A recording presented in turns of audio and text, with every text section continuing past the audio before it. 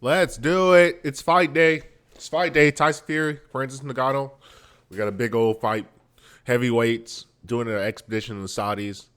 And this is going to be very bad. It's going to be very, very bad. I really don't think people understand the measures of how like sad this is going to probably end up being because on paper and in practicality, I don't see any way Francis Ngannou has a chance at all, in the slightest way. If like he maybe has a 1% chance of fucking maybe doing something, and that's in the first round. The longer the fight goes, the worse it's going to be. And I'm very curious to how does Tyson Fury dismantle him, because Tyson Fury, once again, he is a master class boxer. Like master. We're not talking about just a good boxer. We're talking about probably the best heavyweight champion to ever exist. And you might want to dispute that. You might want to say, "Oh, Tyson or Lennon, blah blah blah." Dog, nobody's beating Tyson Fury. I don't think anybody in the history and analyst time. The only person I can maybe see being Tyson was maybe Lennox Lewis, just because of the size and the power and the cerebralness. But outside of that, bro, Tyson Fury's mopping the floor with every single heavyweight that ever existed. And it's not even close. I really don't think it's even close. Especially this version of Tyson Fury. This 270 that can move, stick, fight you on the inside, stick you on the outside. He has so many ways to beat you. Like I even boxers have a fucking tough time with Tyson Fury. And if he ever unifies the title against Usyk, which I don't think he will, or maybe he does after he beats Francis, we'll see. We'll go from there. But legitimately, this shouldn't even be a fight, and it might be actually just tragic because we might see Francis really get hurt, like badly. Because once again, people fail to understand the physics of boxing. See, MMA might look more dangerous, and technically, like if it was a death to the battle or whatever, it's a battle to the death, yeah, it'll be a bigger issue. But the truth of the matter is, they have these huge ass pillow gloves, and so that's 14 ounces or 12 ounces of just weight, and there's no like cut effect. It's just concussive blows. Concussive. Like, and if you guys don't know what concussive means, it means like basically a dispersion of force. See, with MMA with the small gloves, it's like they hit you right in the right spot, like in the cheek, or the temple, you go to sleep right away. But if they just hit you, it just kind of cuts you. It scratches you. It hurts, but it's not a concussive. Like, it doesn't fuck your brain up. It doesn't rile you. These boxing gloves, it's very difficult to pinpoint and hit an exact target. So when you're hitting, it's concussively boom. Like, it's the whole surface of the glove is smashing against your face, pushing, rallying your head back, and your brain is shaking. That's what's occurring in the real life physics of what's going on. And that's extremely dangerous for a tough guy like Francis, who has a fucking just a jaw on him. And he's probably not going to go down easy. But we forget that there was nobody Francis's size in the MMA that he fought. I think Derek Lewis, but that was a really shitty fight.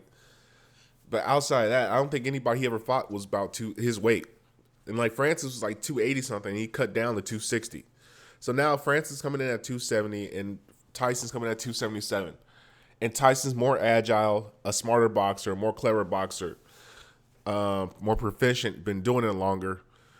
Dude, Francis has no real chance. He's going to take a fucking beating, like a severe beating. I really don't people understand the beating he's going to take. Because I was watching the gloves, not the gloves, but I was watching the midsection, and Francis looked very slow. He looked slow, sluggish. Didn't look like he was. Like he looks like an MMA guy trying to fucking box. He really does. He doesn't look anything like a boxer. And then you get the Tyson, you can get the other trainers, you can do all that other stuff. It's not going to make a difference. So it really comes to the question: is how does Tyson want to end it? Because essentially, after about the first round, and we come to realize, oh yeah, this is a great build up, but in reality, yeah, this is not even close to a fight. What does Tyson do? Does Tyson slowly beat him to death? Or does he try to get him out of there as quick as possible? Because that's what it's really going to look like. Because think about it. It'll be like the same if a wrestler was wrestling Tyson. Will the wrestler just try to hurry up and pin count Tyson as quick as possible? Or would he just grind him out for the full duration of the round and toy with him like a child? And see, this ain't wrestling. See, with wrestling, man, it's like you get grappled, you get wrestle fucked, and you get exhausted, you get tired, but there's no fucking long-lasting damage to your brain or anything like that. You kind of just get defeated mentally. This one's a little bit different. This is a very different game that we got going because Tyson is going to be hitting this man in the head with 270 pounds behind it with 12-ounce gloves repeatedly. And what happens if Francis doesn't go down easy? What if Francis stays up and tries to fight? He starts getting a bloody face. He starts getting a knee, starts slowly. Dude, we might see a death in the ring. And I don't want to say that like lightly, but we might see Francis not come out the same. It depends if Tyson decides just to shut his lights off early. But I don't know. It depends what Tyson says, or it depends on what Tyson's psyche is. Does Tyson have like a humanity side to him? Is he justifying, do I want to get people a show? Or do I just want to beat the dog shit out of this guy and get out of there as quick as possible? What does Tyson do? What would you do?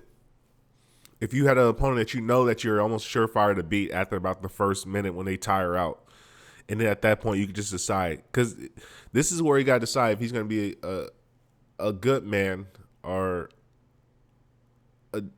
a good man or a showman.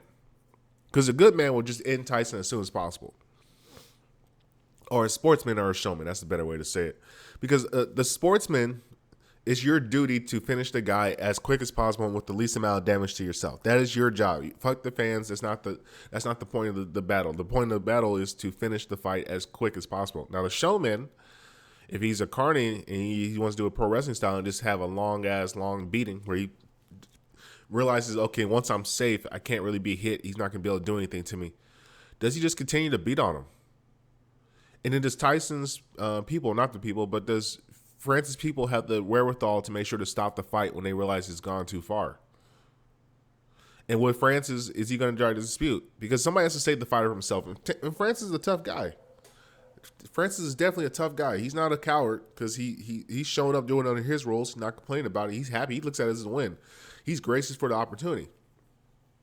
But at what point do we get past the graciousness of opportunity? We start to realize your long-lasting health in your career and your full like mental capabilities for the rest of your life. Because, dude, boxing is not one of those things you can fuck around with. Like, bro, if you get hit so many times in the head, after a certain amount of hits, there's a trigger point, and that's when you don't ever come back. It happened to Ali. It happens to many fucking boxers, man. Like, you get Shane Mosley's going through it right now. James Toney, where there hits a time where you get hit and your life is done. Well, not done, but your life has changed forever. And every concussive blow after that blow is now detrimental to your life, where you never come back as the same human being.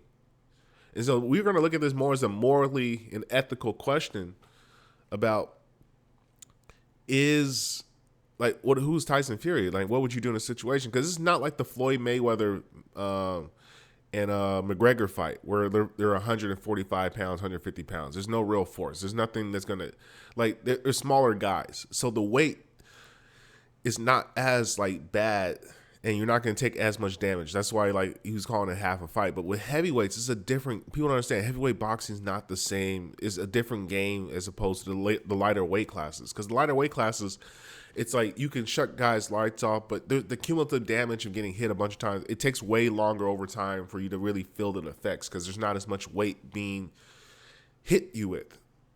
But heavyweights, man, if you guys look at the Tyson Fury, Deontay Wilder fight, Deontay hasn't been the same since that fucking beating. I think he took some real concussive damage that really fucked him up, like, long term. And I'm just interested to see this moral dilemma, because what does Tyson do? Does Tyson finish him off as quickly as possible, or does he prolong the beating until the show is over and he thinks like he gets people part of his money? Because once again, you gotta understand, this is not, he's getting paid a ridiculous amount of money to go fight somebody he's absolutely supposed to beat, which is crazy, like, in my mind. But hey, those Saudis are some different type of people. They'll pay money for spectacles. They don't give a fuck. But then Tyson's looking like, okay, I get to have fun. I can show off, and I don't have to worry about finishing the guy because it's not for anything, and I should win. And after I realize after the first round this guy can't touch me, then what do? Do you just go out there and just beat the shit out of him, or do you fucking sit back and just pick him all day, jab, and make it look like it's not a real fight? I don't know. Like, subscribe, share. Give me your opinions and thoughts.